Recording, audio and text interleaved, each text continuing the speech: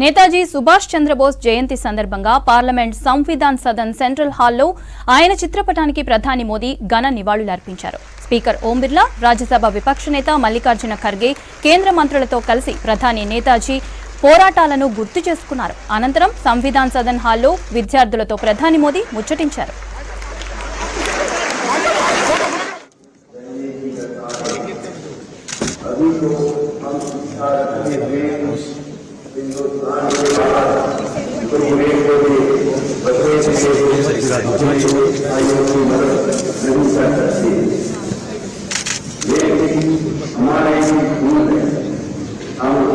मिलेगा तो मैं तो बताऊंगा।